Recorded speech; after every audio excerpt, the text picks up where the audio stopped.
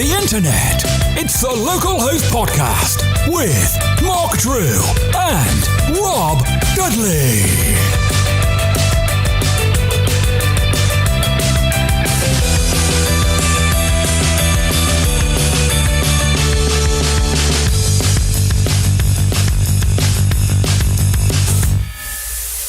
Hello from the internet. Welcome to episode 5 of the Localhost podcast, a podcast where we discuss everything and anything related to the wonderful world of web development and surrounding topics. In this episode, we shall be talking about open source software. I'm Mark Drew. I'm merging in the pull requests into the master branch of the Localhost podcast is Rob Dudley. Hello. Let's get on with the show. Hello, Rob. How you doing? Hi, Mark. I'm good. How are you? Wonderful. This is another great time for us to be recording. If the audience doesn't know, we record this on Saturday mornings, just in time for everyone to be trimming their hedges, destroying buildings, and to be generally causing a lot of noise around. So I think I can hear the street sweeper coming up the road as well. We're going to have like the ice cream van. We're going to have every kind of of noisy vehicle in the neighborhood, including the police, are going to no doubt come by, followed by the fire engines. There is actually a fire station not far away, so I'm really tempting fate saying that. Anyway. So yeah, if you do catch any rough cuts or edits that don't make a lot of sense, we're probably just editing out the emergency services, removing SWAT teams, the usual. That'll be like the SWAT team just crashing through the building. Anyway, so back to the show. So what are we talking about this month? We're talking about condiments.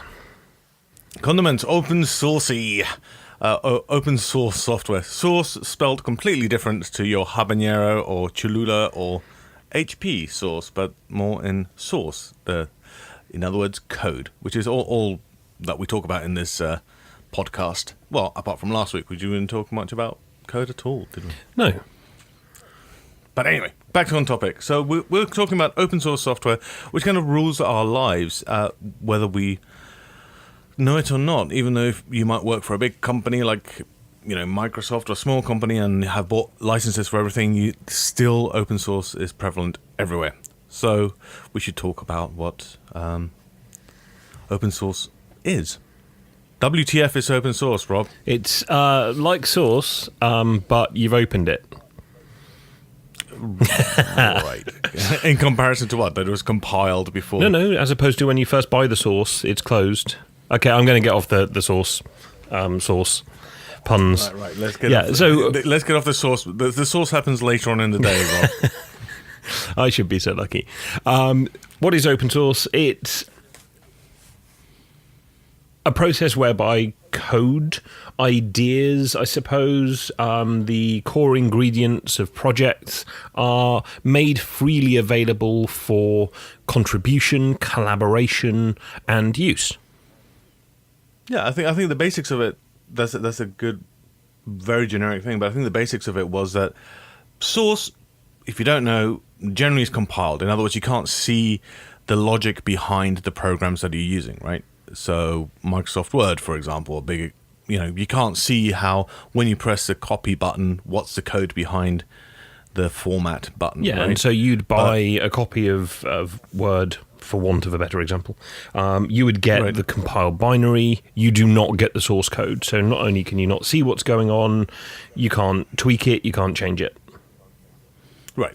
So I think there was a movement in the late 90s to open up that source. In other words, you could see the source, which means that not just you could see it and see what was underneath, which is like an academic exercise of going, oh, that's very pretty, but you are able to then actually copy it, modify it, and contribute back to the source. So if you found a bug, you could actually go and fix it. Mm-hmm. And around that, different type of licensing grew out of that. So that licensing allows you to do that and has certain restrictions. I think we're going to about licensing a little bit later, but an important part about open source, or one of the important parts about open source, is the actual licensing that allows you to do that. Because those big contracts that you never read when you open up iTunes, that 4,000 pages of contracts, that the EULA, the end user license agreement, that's the licensing that you agree to use a certain bit of software with. So Word will have one of those, and you would have agreed to it very quickly, probably slipped your mind that you've just agreed to sell your soul to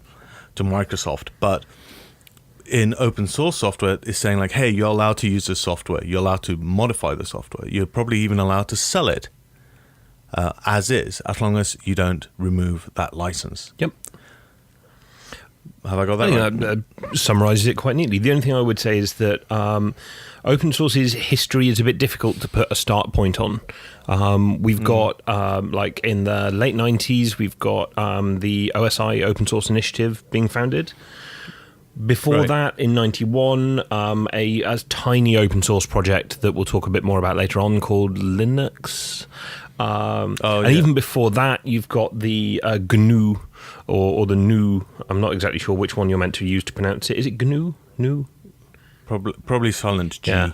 Either way, you got the GNU project that was Stallman and his band of merry coders, and that was actually in kind of the early 80s, so that's 83, 84.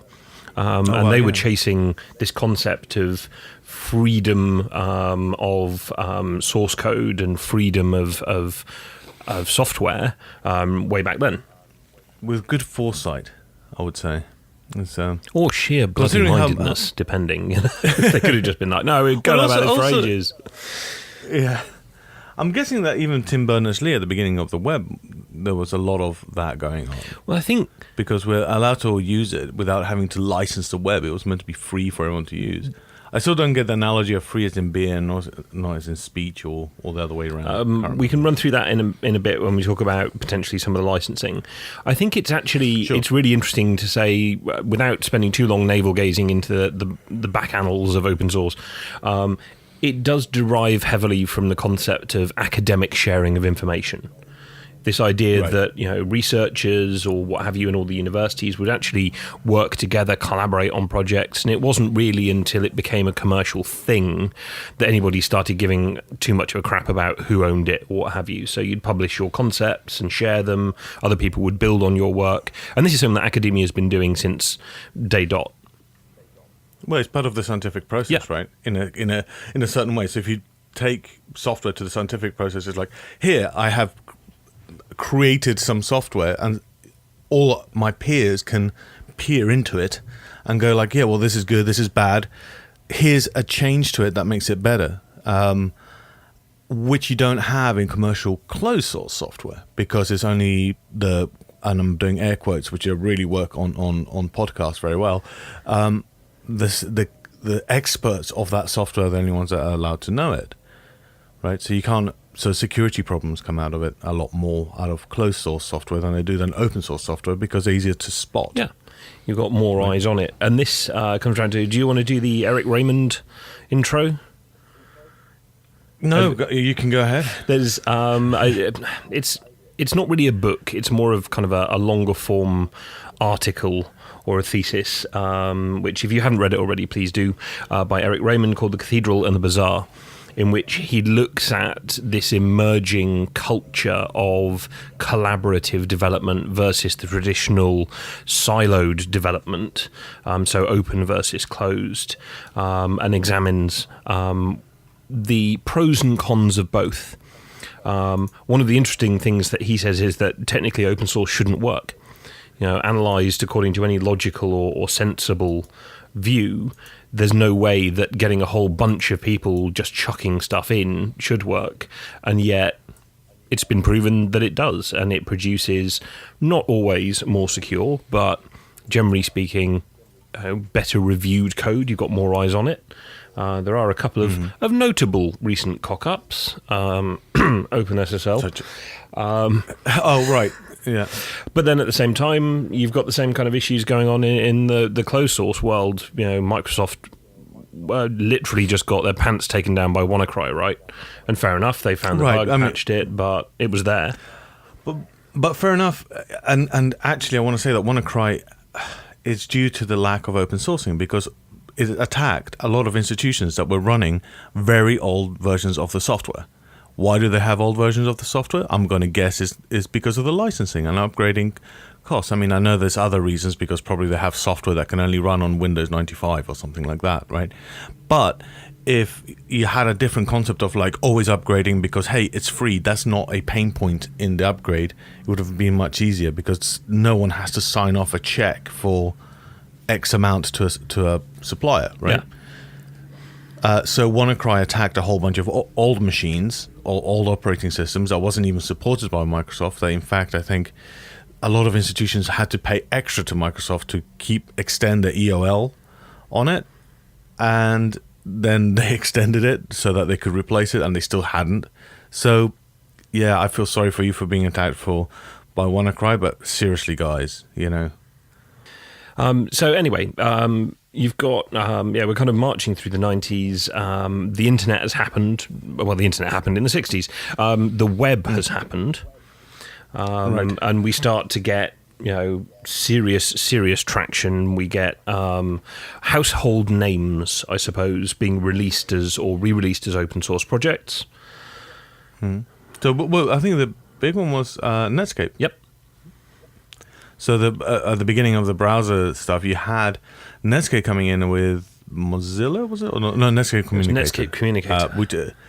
Which then became Mozilla, right? That then became Mozilla, which then actually gave birth to Firefox. And another one, but I can't remember the name of it. There's a whole range. There is. And Firefox used to be called something different. I think, didn't it used to be Firebird? No, that's an email client. No, that's Thunderbird. Oh, God.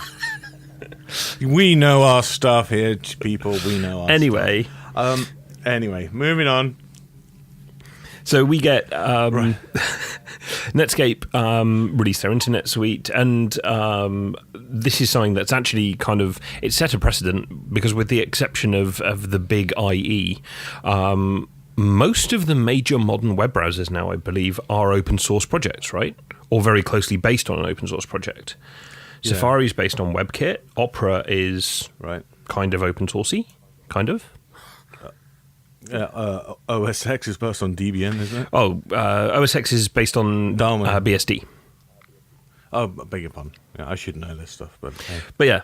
I'm not into my operating systems. We could nerd out about this stuff all day, but I suppose the point is that Netscape taking that first step it wasn't just a one-off flash in the pan.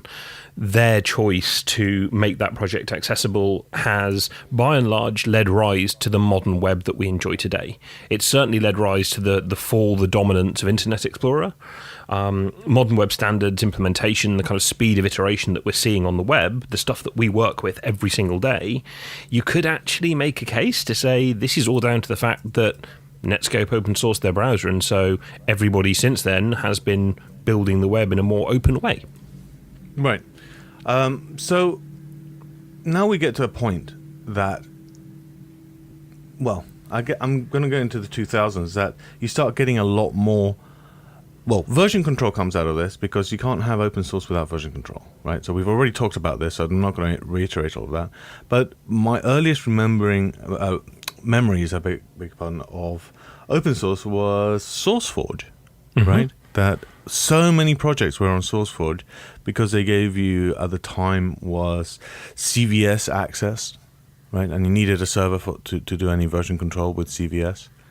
And then they upgraded to SVN at some point, but all the projects I worked on were on SourceForge. I think there was another one before that, but I think that's the first one I remember. It's certainly the first collaborative platform I remember. I mean, there were publishing platforms. There was it Fresh Meat? It used to be a publishing platform where you could upload your source for other people to download, but I don't think that had collaboration. I could be wrong here, so feel free to just tell me off on the internet later on if I am. Of course, SourceForge gives rise to... was it Assembler? No. No, SourceForge gives rise to GitHub, right?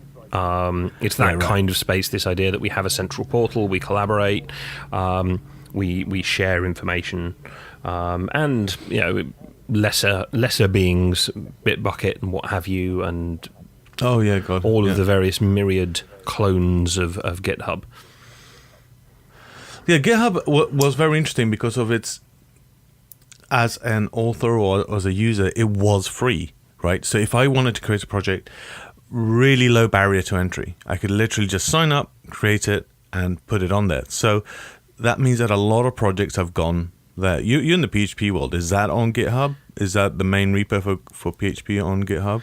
Maybe not. I don't know. I mean, this is the thing. Is I'm in the PHP world, let's have a little contribute to PHP core because I'm not that good. Right. A C programmer. Where is PHP? It's probably got their own thing because it'll be maintained by the Zen guys. Yeah, don't know. It's not. I don't think it's there. It's doing a search for PHP on GitHub is just gonna, bring too much stuff.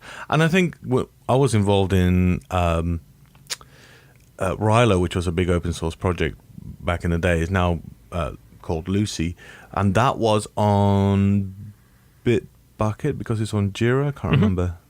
Yeah, no. So it's it was in on the that. Atlassian world. Yeah, it was in the Atlassian world because I think we got a free license from.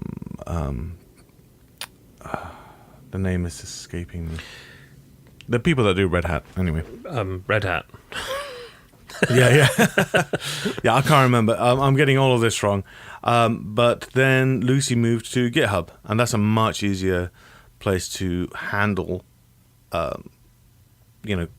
pull requests and being able to manage automation because it's now nicely in the open. You don't have to log in to get the code, for example. So you can automate stuff much easier. I think two things. Firstly, yes, the PHP source code is on GitHub, but they mirror it to GitHub from their own kind of primary Git repository, but they are using Git.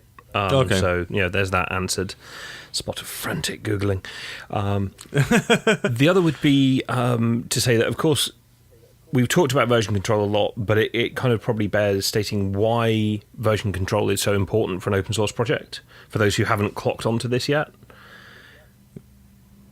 you're going to have contributors from all over the world, ideally, right? In a successful open source project. And this is why Git was invented.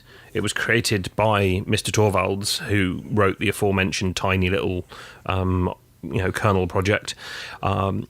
It was designed to make his life easier in managing this project. So terminology that we use day in, day out, like, pull requests and merges and all of this, were all out of the pain that he had basically running the Linux project over email, which was how he ran it before he invented Git. Running anything over email is a nightmare. So many solutions have come out of trying not to use email to do stuff. Trying not to use email, trying not to use Excel. All right. But yeah, so when you're talking about kind of moving over to GitHub and all of these features, a lot of these are actually designed explicitly to solve the problems they're solving, which is kind of new because a lot of the previous tools for software development team enablement were very much focused around, well, you're all in the same company, you're all in the same room potentially. You don't need this idea of distribution and collaboration. Right. What's interesting about open source is that it's great for big projects, right? And because now the tools have gone around it, but it's also great for smaller projects. Yep.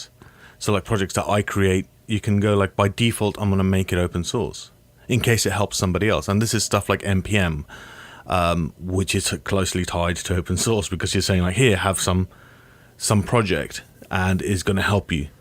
Like LeftPad or something like that. Yeah. Maybe the wrong one to choose right there. But yeah, I think it spans the full gamut. So you've got everything from the huge programming languages that are open source. Java's still open source, isn't it? Yeah. Should be. Yeah. I don't know what Oracle are up to these days. Those naughty little buggers. Sorry, They're Oracle. probably really busily trying to close it. But yeah, right the way down to something like LeftPad, which is a tiny little module in Node. And all of these things are put out there effectively to allow collaboration and what have you. But also, it's this idea that don't reinvent the wheel, this stuff that we talk about all the time when we're doing software development. Open source modules that drop into programming languages or projects or frameworks or whatever it happens to be allow you to do less work. Mm.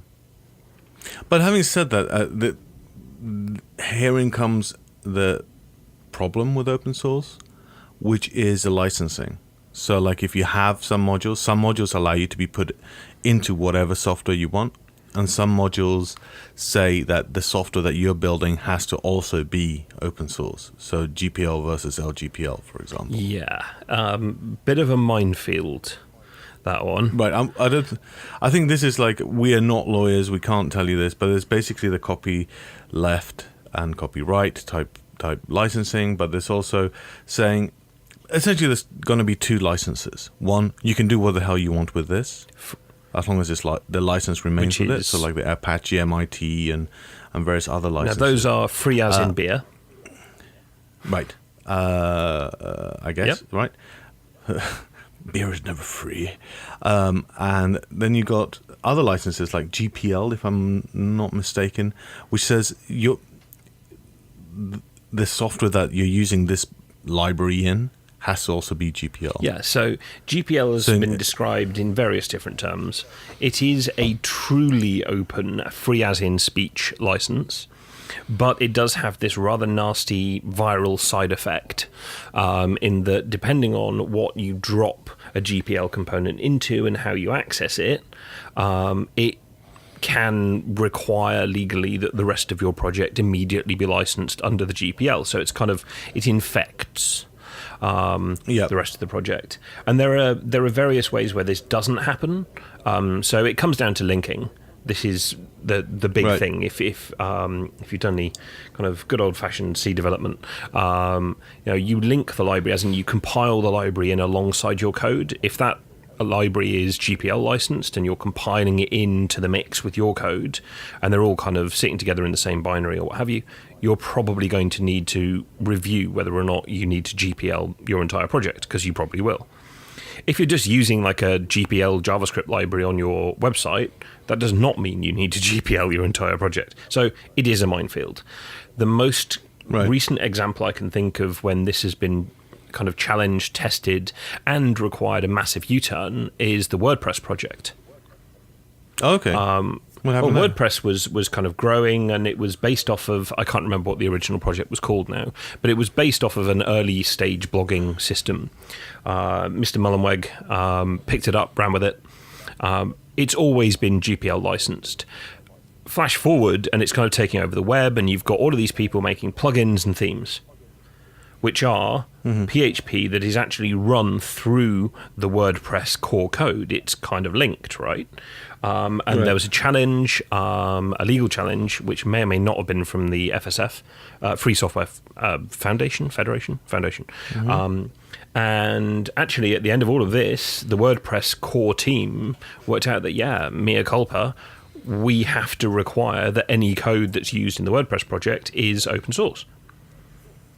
Okay. So all of these commercial themes that were previously closed and you had to pay $50, $100, $200 to get, now have to release their code on demand, effectively. Wow, that's interesting, because that's kind of I guess that goes in the name, the copyleft, but is kind of going to your siblings rather than up and down, right?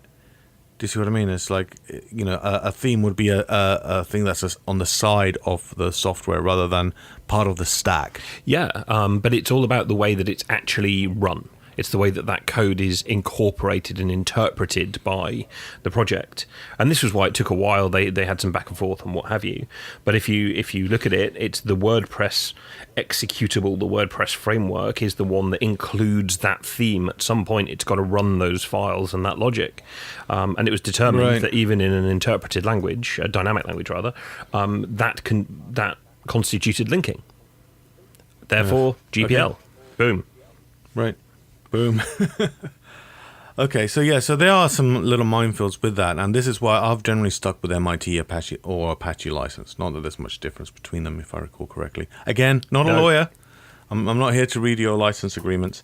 But this also gives rise to other stuff, which I don't think we have in our show notes, so I'm just throwing it there. It's like the Creative Commons approach as well. So it's open sourcing of content, of design, of artistry, of things like this podcast isn't Creative Commons, but we could make it Creative Commons, which means that somebody could use it in its entirety. I don't know exactly, that you could use it for modification, you could change it, you could take samples from it, etc., etc. Well, this comes back to the fact that open source and software licensing and all the rest of it comes back to copyright. This is very legally heavy. So I know. We should have got a lawyer to just like sit here going, nope, don't say that.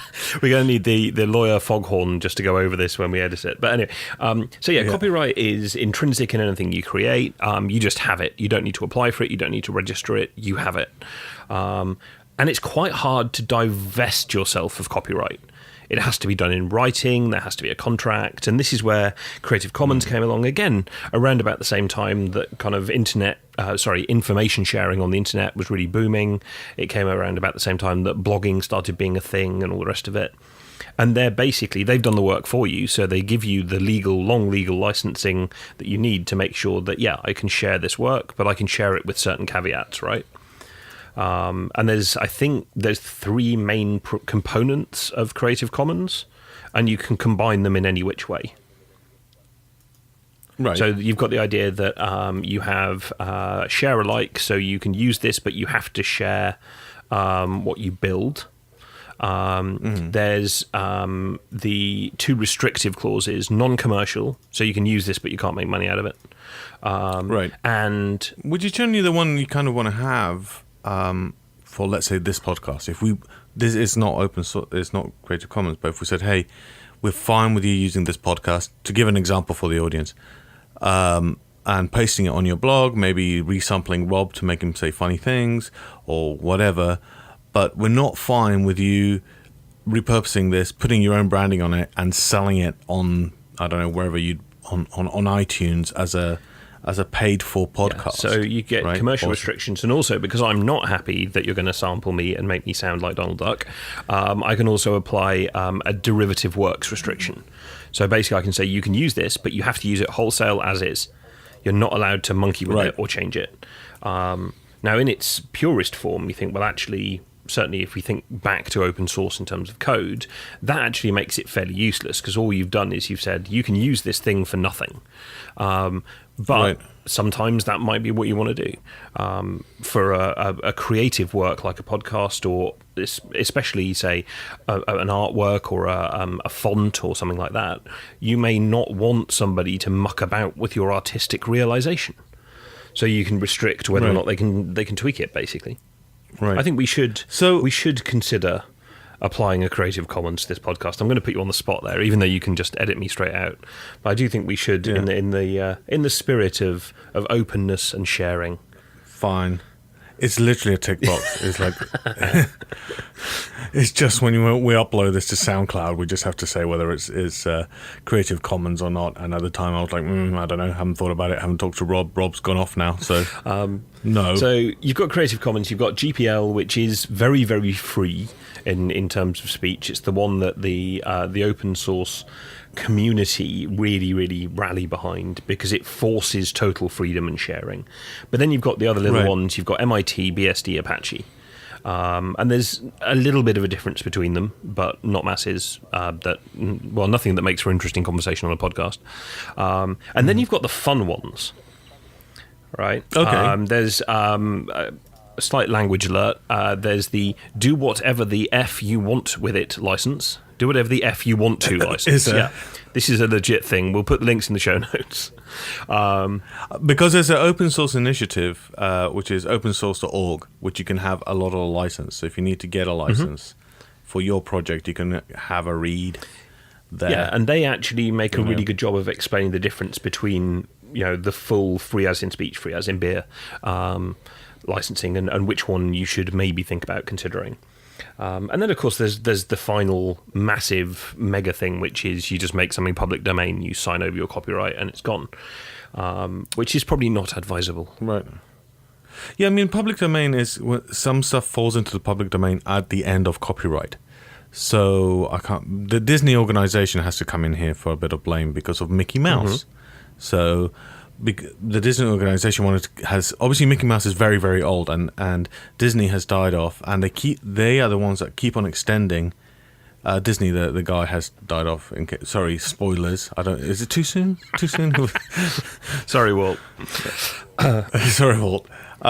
So the Disney organization wanted to keep the copyright of Mickey Mouse so they can keep on making money, and I think currently it stands as, like, at the time of the creator's death, plus 100 or 72 years. I can't remember. It's one or the other. And because Mickey Mouse is going to come out of copyright in about 10 years, that Disney's lawyers are at the moment scrambling, or probably very lazily or very calmly trying to ratify and lobby so that they can extend the copyright. Yeah, they are lobbying hard, I would imagine, to find some way of keeping control of Mickey. Right, and because that's they're still making money on that. Now, this wasn't the case before. That's why you can use Jules Verne's work. Because there isn't a Jules Verne estate that's going, no, you have to pay us money. Yeah, and this is... because it goes out of copyright. Interestingly, this is we're getting away from open source a little bit, but this goes into things like Gutenberg. The Gutenberg project, which basically has a massive treasure trove of out-of-copyright public domain literature. Literally, there's tons of stuff. It's amazing. And you can read it all and stuff like that. Which is kind of interesting in the open source model, is kind of like emulating that, but from the moment I've created it, is not in the public domain, but it means that anyone is able to use it. Yeah, and I think it's actually more about retaining control, perversely, because whereas you can copyright something, once it pops out of copyright, it's in the public domain. You can't do anything to stop anybody using that material, what have you, in any way. Public domain is no holds barred, right? All bets are off. Whereas a software license is persistent. And that license can grant certain other restrictions, whether that's the GPL or requiring that it be used in a certain way. So it's actually a better way of ensuring freedom than just saying, you know what, I'm just going to chuck it out there.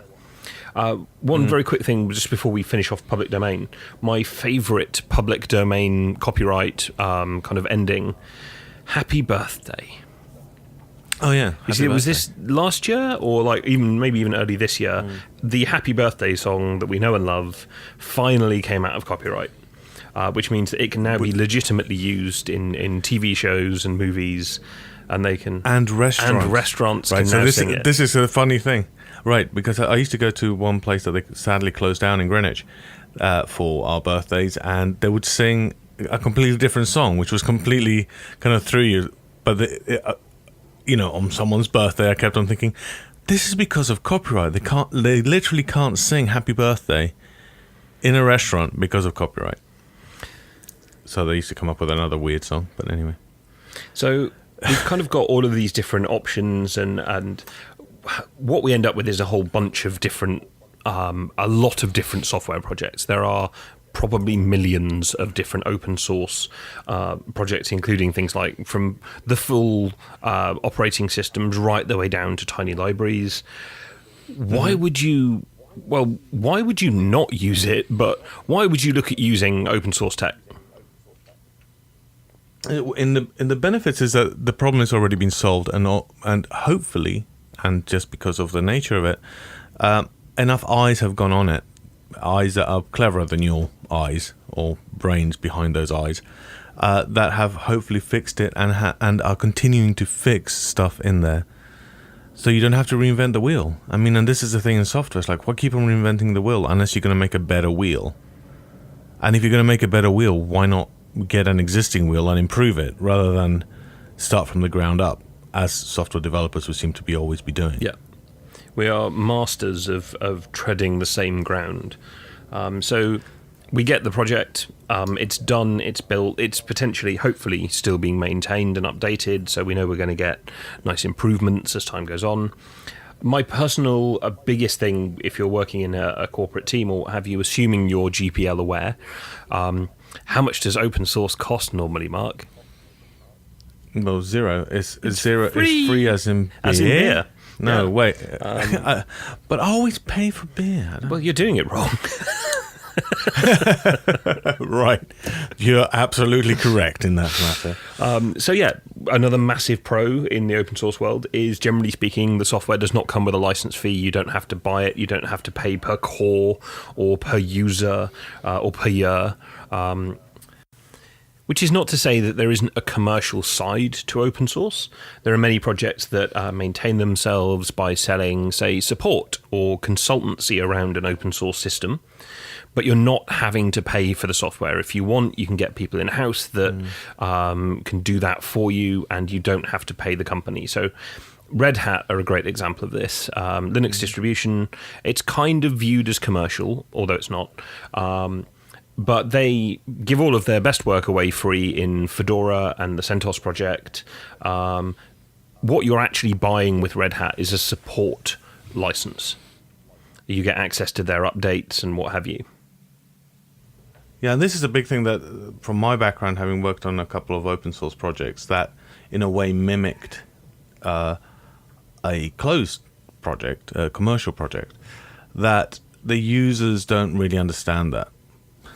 In my experience, has been that there is a massive expectation of open source projects to behave like commercial projects and provide support immediately. And you go, well, this is what you pay for. You pay for the support. Why? I never paid support for the other commercial one. And you're like, yeah, because you paid for the license. That was what was paying for the support. And there is a massive expectation sometimes. In certain worlds, I don't know, in the ones that I've seen, that is, well, why haven't you fixed my ticket? It's like, well, because it's your ticket. Literally, you're the only person that's interested in this feature, for example. Yeah. And people get insulted because it's like, well, it's really important. Well, it's very important to you, not to anybody else, or to the project as a whole, right? And what this leads on to is very specific, that a lot of these projects either are a sideline. In other words, a company does something. Let's say like my company is a consulting company, right? And if in the process of doing some consultancy, we come up with a great idea, do a project, and we'll put it out there just for other people to use so that they don't have to fix this.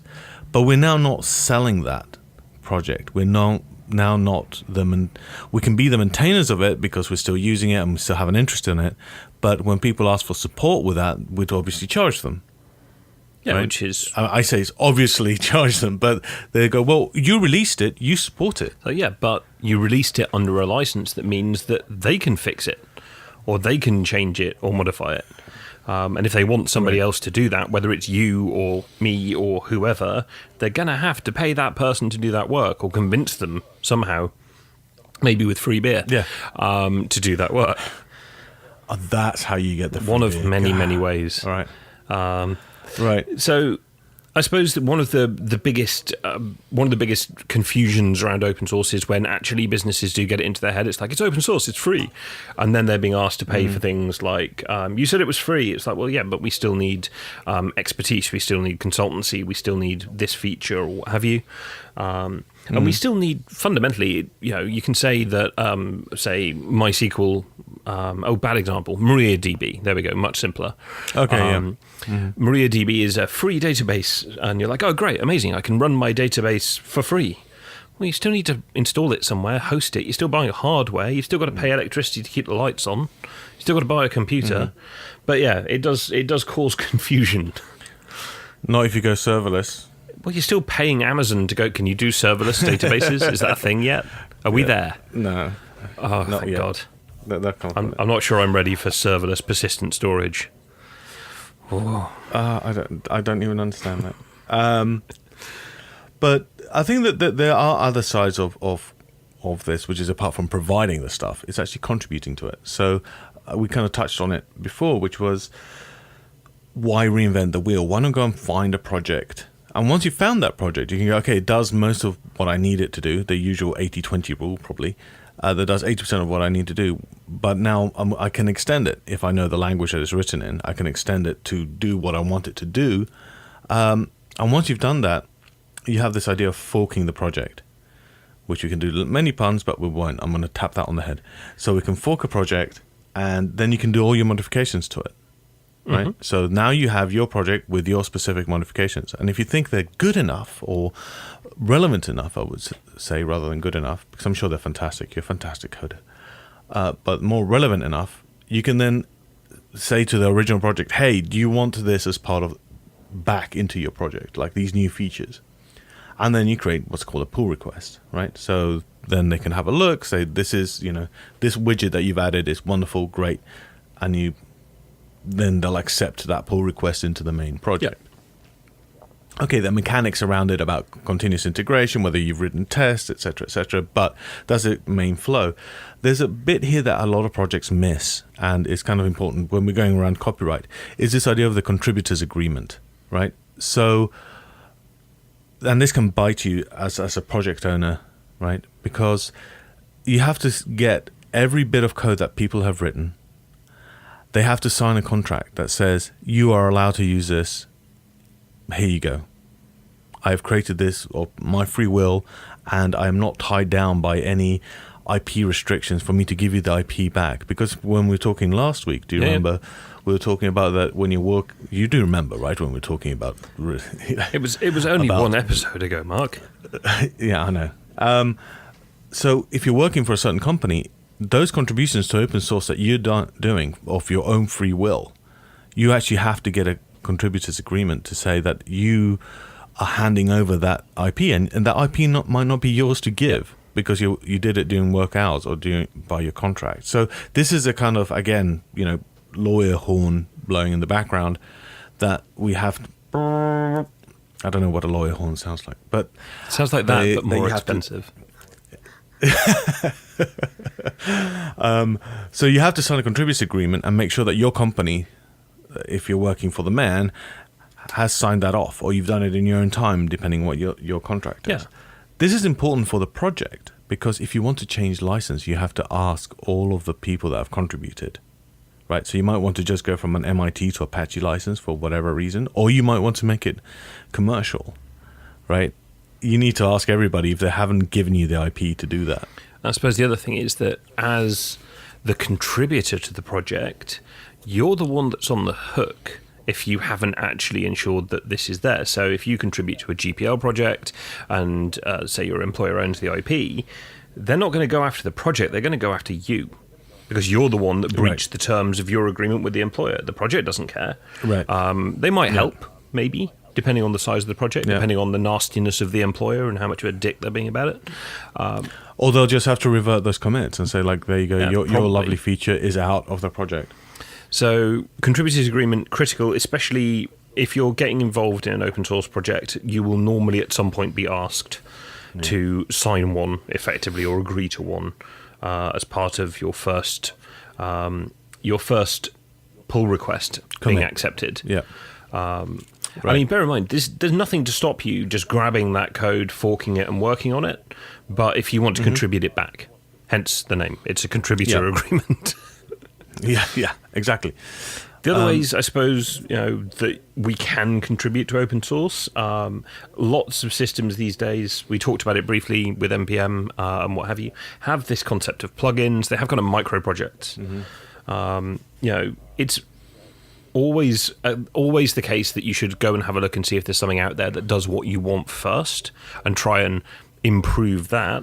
But frankly, if there isn't anything, or if you genuinely are inventing a new wheel, or if you just fancy a bit of a challenge, then you can create this kind of new module, and that can form part of a broader ecosystem. And this is the same in... Sorry, go on. Well, another thing that came to mind is how we can contribute to open source projects rather than the mechanics of it. Is a lot of people say, well, I don't know the language that it's written in. It might have been written in Java, you might be a CFML developer, it might be written in C, you might be a PHP developer, you don't know. I don't know what PHP is written in, probably C, right.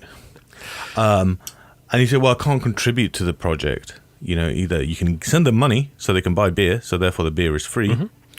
But more importantly is documentation.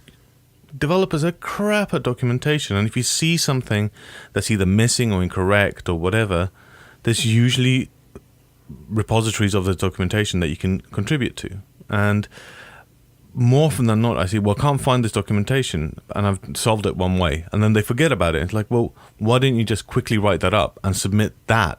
That's your contribution to the open source project. Yeah, right? I mean, I've had this with a couple of the projects that I've been involved in. My commits have been documentation commits, and they're not glamorous, they're not sexy, they're not getting, but they are version controlled, they are managed, they're subject to a lot of the same kind of mechanics, and realistically it probably has about the same level of value. The other, I suppose, way of looking at how you can contribute is testing. And this one, again, bit contentious. Oh, yeah. But all of these things have test branches or develop branches. There's new versions coming out all the time. They need people to do solid QA. Otherwise, the next version of the thing is going to be rubbish.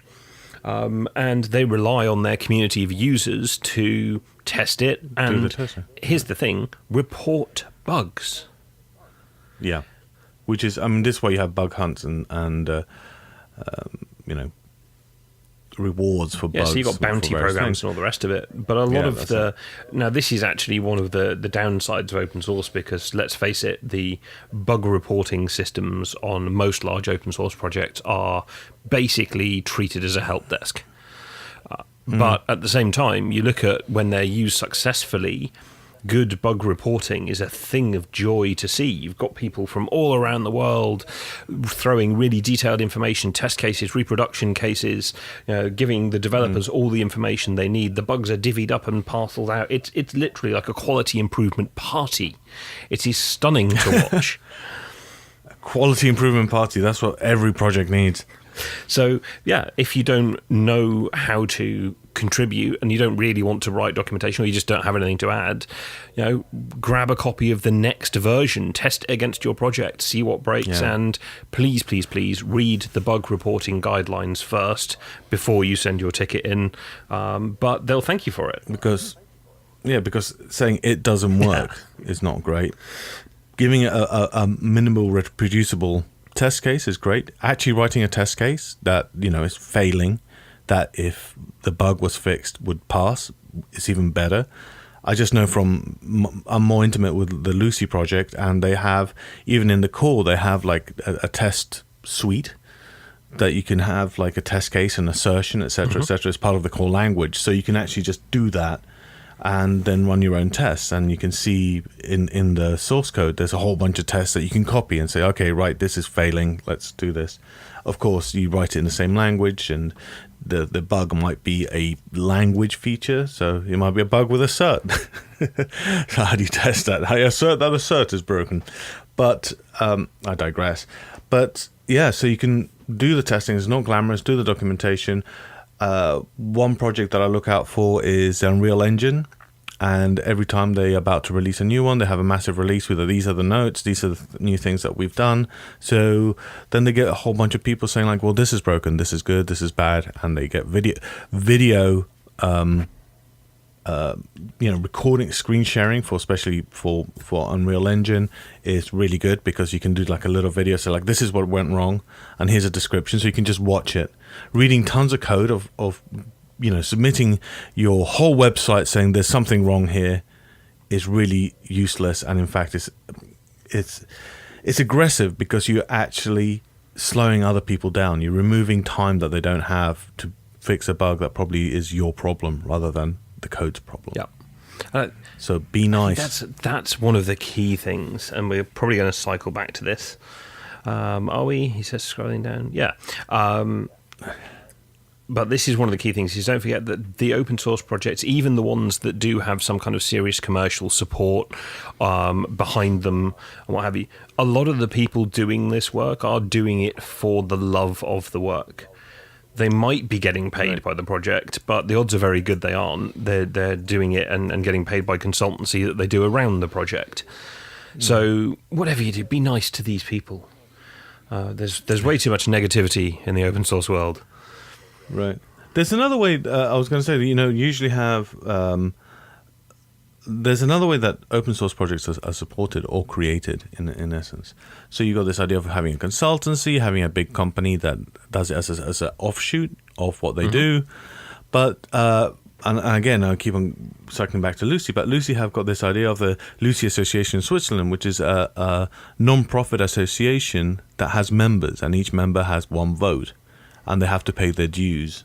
I don't know what. I guess it's an association. It's like the what's that football association? FIFA. The football FIFA. Yeah, it's a similar. I know. Let's not get into that, but it's a basic same structure in the sense that it's I think in Switzerland it's called a Verein. I don't know. I can't pronounce it. Well, but basically you have members that pay their dues every month, and as one member has one vote. So it doesn't matter if you pay more money or less money, you can't pay to have two votes. So it's very egalitarian.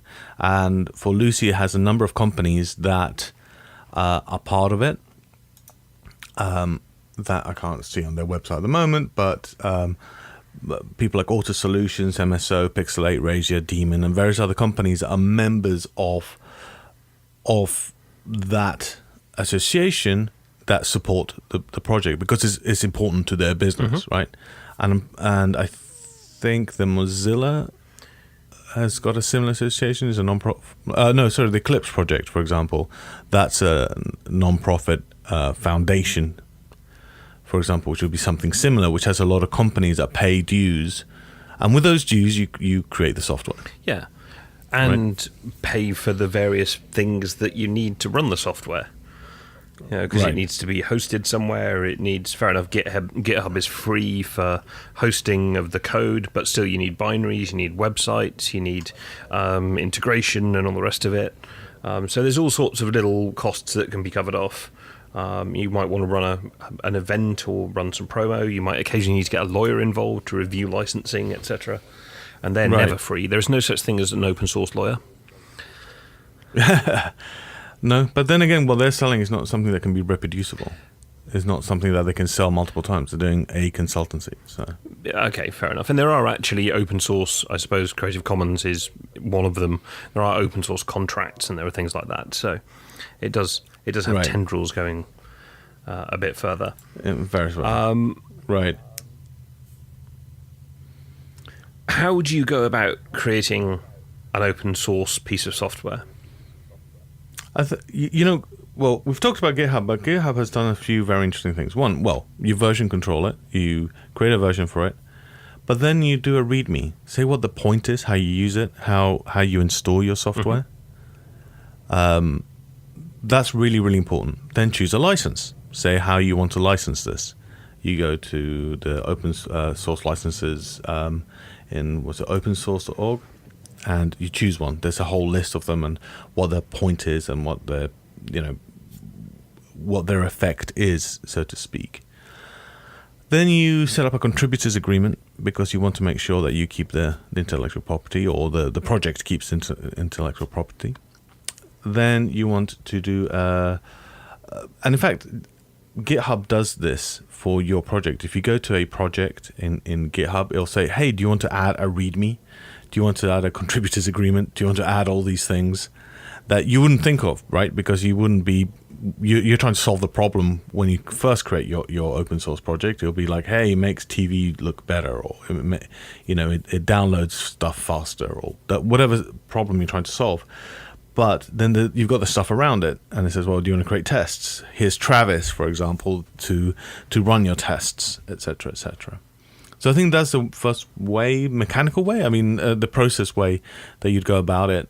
Have I missed anything there? I think there's a core step, which is, do you want to open source? But we can kind of assume... Right, okay, not everybody does. Right. And also not everything that you write needs to have an open source project around it.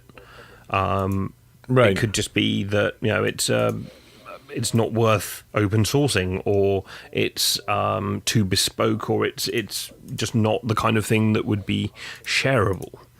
And this is where I get into a bit of a sticky spot, because I'd always suggest that if you're working in open source tech, you should probably actually make it available as open source, even if you don't think it's particularly useful, because you never know, and you're reaping the benefits of other people's open source projects. So it's kind of a karma balance thing.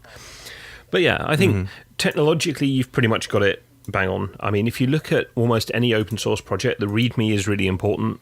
And there's normally there's 4 text documents alongside all the source code. You've got README, you've got license, you've got contrib, which tells people how they can contribute. Oh, right, yeah. And you've got install, which deals with kind of specific install or compilation details, mostly to keep the README a bit shorter, right?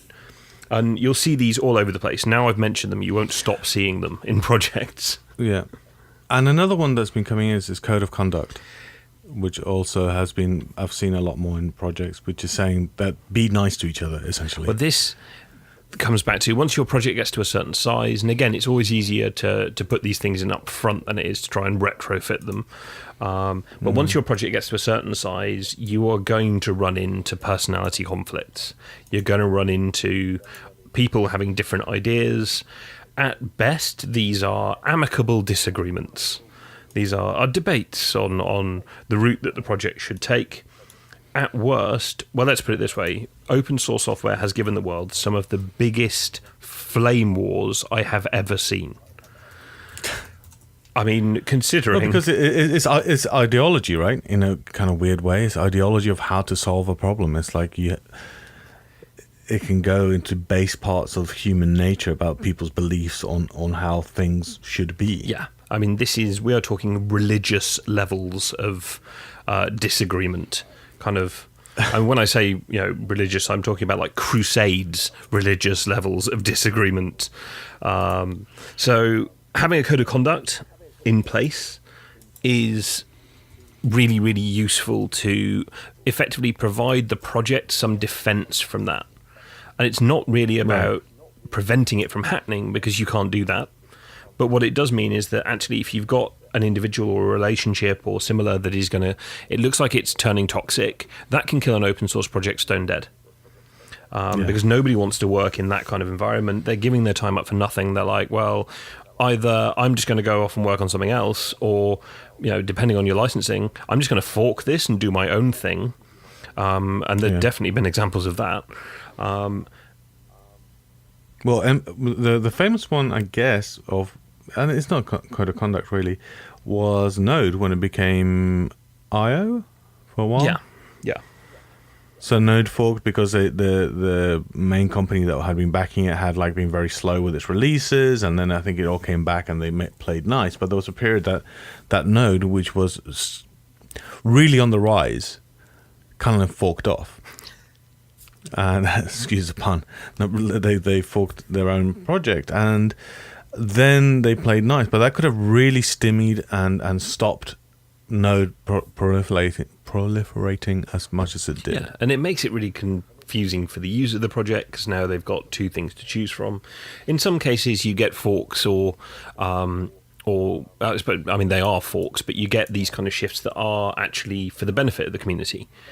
If we look at LibreOffice versus OpenOffice, if we look at MariaDB versus MySQL. Well, MySQL got bought by Oracle. But it's still a GPL project, but Oracle would try to dual license it and what have you, and the MariaDB team, which includes the original author of MySQL, said, well, no, that's not in keeping with the project that we set up. That's not how this should be working. We're going to do this way. So we now have, we're back to having a true open source relational database system, which for a while, Oracle, it was all a bit touch and go. How do you have an open source database system that competes with one of the most expensive and dominant commercial database systems in the world? Hey, you're taking their lunch money. It's got to be a conflict, that's when people get angry. And that was the big concern. Right. So in some cases, it kind of helps. But make sure that you're ready to get a bit of community management under your belt. Make sure that you've got a code of conduct so that you can actually point to it and say, no, you're being out of order. You are in breach. We're going to remove your commit access or whatever. And this is why, I always liken a code of conduct to having the baseball bat underneath the desk. You never use it unless you have to use it. The other thing is, and this is actually quite an interesting one, is twofold. Don't try and be Linus. Linus Torvalds has this reputation as being incredibly acerbic. He's really quite brutal. Some of the stuff that he sends out to the Linux mailing list is insulting. He can get away with it because, frankly, he invented Linux. You can't. Neither can I. Neither can anybody else. But also be prepared for the potential that your project gets big, gets popular, and you are no longer in charge of it. Right. You're there for the ride. And also this is the whole thing about open source. You can say, it's my project. I'll do what I want with it. And it's not. I got involved in the open source world through asking a question. So I started using Macs, and I'd been made redundant, so I started doing other projects, and I had a Mac, right? Because that's all I had at home. I wasn't going to buy a new machine. So I was looking for an editor for Cold Fusion way back when, and there was an open source version of it, which to me was free, right? I didn't care that there was anything else. It was just a free version on Eclipse. And I went, okay, great. don't care what this open source is. It was free. So I started using it, and I said, well, you know what would be really good? It's like if I could press F1 and get help on a tag or a function. And they went, yeah, go for it. And but like, go for it. If you want it, you make it. And well, fine, I'll do it then. And that's kind of my first step into it. And I don't think that maybe there is enough of this, but there's not. I don't see enough people going like, hey, this is a project. Can I contribute to it? It's broken. Fix it. It should be like, it's broken. Fix it. Yeah. Okay, you fix it yourself. And I don't have time. It's like, well, do I have time to fix your problem? You know, it works for me. And so you should always try and fix other problems before you create an open source project. I still think this is a problem with the JavaScript world, which everyone tries to create a new, better way of doing the same thing again and again and again and again. And there's so many different projects out there because people don't want to fix what you think is problem with the main project. I'm not going to point at any specific projects, but can't. I think it might have slowed down. Yeah, I think it might have slowed down a little bit now. Like, but having said that, every other week I see another project. I'm like, okay, what do you do? I do like this, but just slightly differently. Yeah, and this is something that comes across in pretty much. It's weird because a lot of some languages are more susceptible to this than others, and they don't tend to be languages themselves. You don't tend to have massive duplication because programming languages are hard to write. Which is not to say that MVC frameworks are not hard to write, but they're kind of night and day compared to actually writing a compiler and lexical parsing and all the rest of it. So generally speaking, new programming languages do come along, but they come along to scratch a specific itch or to improve something or to build on something that's now become available. Within the language, some of the languages have massive amounts of kind of frameworks and modules, and it can get quite hard to navigate. Some of them have very few. Right, but with nearly I'm going to say nearly everyone. Like, let's say the Linux core might be a little bit difficult. You should have a project, a file in there saying how you contribute and how you build this software. How can I get from the moment I've checked this stuff out to something that's running? And that's missing in a lot of projects I've noticed. Yeah. I get a lot of stuff that says like, well, you should know this, and do a grunt thing, and it happens. And you're like, well, okay. My search to my how I found you wasn't through having all this other knowledge. It's like I might need to know how to do the node thing. Now I'm not asking you to tell me how to do the node thing. Say go and get node. You need node. You need to do this npm thing, which you need to go to npm, and then you do this. These are the commands. Once you've learned these things, right? These are the dependencies, and that's missing a lot of the time. Yeah, and I kind of assumed that you have a baseline of knowledge. So I suppose the other thing, just to kind of round off, is Linux is actually a really interesting example of an open source project because the core project, the Linusy bit that he built, is one tiny central section. It is the kernel of the operating system. All of the other bits that hang off it, the window management, some of the, anything that isn't kernel basically, is a separate project.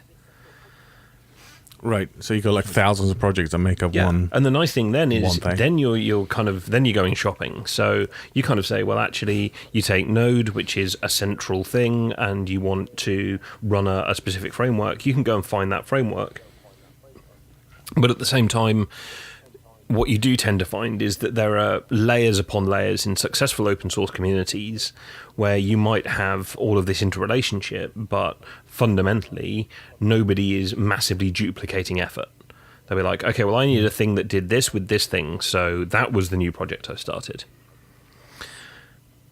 Rather than just duplicating an existing solution. Because there you can get involved. I have... Yeah... Duplication is bad. Yeah. But there's plenty of it in the open source world, unfortunately. Yeah. But this is good, right? Because it's people stretching out, trying to create their own projects. So we've been quite negative in those kind of things, but the positive side is that this is actually very good. You've got Darwinian, evolution theory in action, right? So you have stuff that dies off, stuff that grows really well. It has modifications. It mutates in beautiful ways and creates better projects. That's right? The other way of looking at it, is that we've got natural selection of all of these open source projects, and you do see it. You see it in the rise and fall of, if you think on the front end, I think all three of these are open source. Anybody remember Backbone? Yeah. I think I've got one project that has that was a thing once, right? And it was dominating. It was kind of the dominant force, and then along comes Angular, and it knocks Backbone off its perch, and now you've got Angular and React in kind of the head-to-head, and you've got a whole ton of other little bits and pieces going on at the same time, but you've got two fairly clear dominant players. In 5 years' time, they might have been completely usurped by something which came along with a better paradigm React or something. Sorry? React and underscore or something like that. And meanwhile, whilst they're fighting these two, in my mind, this is a bit like Godzilla versus Mechagodzilla, because they do the same thing, but in slightly different ways. They're having this giant battle. They're trampling the JavaScript front end landscape underneath them, and the end result is all of these other little modules and little side projects and cool stuff is kind of coming off. It is massively productive. You get an awful lot of additional energy put into these projects. At the same time, it can make it a little bit daunting based on just the sheer choice, the smorgasbord, if you will, the smorgasbord of software that's available to us as devs to use now. But always look when the last commit was, right? Always look at when the last commit was. And always look at the issues count as well. If you're on GitHub, see how many issues there are, and see what kind of their response rate's like. Because they could have committed last week, but if they've got issues that date back 20 years, and they're not talking, then it's not going to be a particularly healthy community. One final thing from me is, and I absolutely love this, open source, not just software. We've seen the rise of open source hardware and open source electronics, which is kind of cool. Really? Because we write software, we run software on our PCs or Macs or whatever. So open source processors are now a thing, and there's currently a project underway to develop a new PowerPC architecture that will be completely open source. And if anybody knows anything about chip design and fabrication, that's an expensive process. So it's good to have other eyes on it before you start going. And if I put my tinfoil hat on, it means that you can guarantee that the government hasn't backdoored it, which of course doesn't happen. But at the same time, it's free and open. There's no licensing restrictions. Open source encryption algorithms. So you can go like, here you go, have a look at this. There is no backdoor, and if there is, people will spot it, fix it. Hopefully, I mean, to be honest, open source encryption is one of my big. We're going to briefly get political. Every so often, the UK government comes along and says we're going to ban encryption. I think we had a recent round of this. It's Theresa May. She keeps on doing this every few... It was even before Theresa May, there was the Snoopers Charter, and there was all the stuff that kind of came before, and they're like, every so often, somebody in government stands up and says, encryption is bad, we're going to ban it. You can't ban something that has been open sourced. You can't ban something that is information. Right? Yeah, exactly. It's out there. The cat's out of the bag. Is that knowledge is there? Put it this way: if the knowledge has been out, if you try to ban something, hey, I'll take it into my bedroom and I'm going to write it. I'm going to make it even better, and then give it out to people. There'll be guys just walking around, just passing SD cards out, saying, do you want some AES? Got some AES? Got some two fish? But so we've got hardware, and these are things like 3D printing, which is, to be honest, a revolution that's left me a little cold. I kind of get it, but it's not something that I've been massively involved in. Right, but the thing is that's just the price. But I remember at one point I'm going to get, is it something maker? I can't remember the name of it, which was a 3D printer that was open source, which you can make more 3D printers out of that 3D printer. Which is... Well, and buying a few other things, but is... is like genius. It's like, well, like this is how you spread. Yeah, it's kind of the ultimate viral 3D printer. That's GPL at work. Yeah. And if you think about, obviously, what the 3D printing revolution means is, home fabrication and what have you, it's got a way to go, but they're already starting to look at these things in terms of, okay, this isn't just about concept or software. This design for a better water tap that saves water is open source, and you can 3D print it on equipment that's open source. There's a fantastic project called, and I'm going to have to kind of verify this, it's an open source tractor. Well, as an actual like dirt moving and thing dragging tractor. Yeah. This is a legit project, and it's designed to, I think it's called Life Track with a C. And the whole point behind it is that tractors are expensive. If you're trying to get a John Deere or one of the other tractors are available, a Massey or similar, they're a lot of money, and they're actually locked down. This is brilliant. The software inside these tractors is often restricted. You have to use specific parts from the manufacturer. You can't just kind of repair it or fix it yourself. You're locked into this ultimate closed ecosystem. And of course, there are some countries in the world where agriculture is important to all countries in the world, but they can't afford to pay for, a latest state-of-the-art tractor. They just want something that lets them pull the plough or till the field or whatever. Right. And this is what the LifeTrack project is doing, is they've open sourced all of the hardware, all of the designs. You still need to build it, you still need to put it together. Yeah. But you got a civilization for it. You've got a map and a plan for it, and an ability to use it, and the freedom to use it without being sued by some other company saying, no, you're using our patented dirt moving technology. Yeah. And that, to be honest, is exactly where open source really comes to the fore. This idea of removing blocks to access that would be beneficial. This is where I get my hippie trousers on and start dancing around in a stone circle. But it's about freedom of information in the truest sense. It's about making that available and accessible, because you don't know, when you're sat there, we're sat there from our position of relative privilege, we don't know where the next amazing idea is going to come from. We don't know where the next medical breakthrough is going to come from, or the next whatever it happens to be. Right. But at the same time, if there are solutions and systems in place that prevent people from accessing information and tools, then they could have been the source of the cure for cancer. But we'll never know, because they couldn't afford Windows.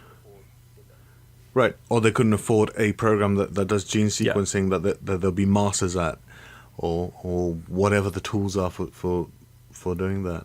I think that we're going to see a lot more hardware that's going to be open sourced and then improved on,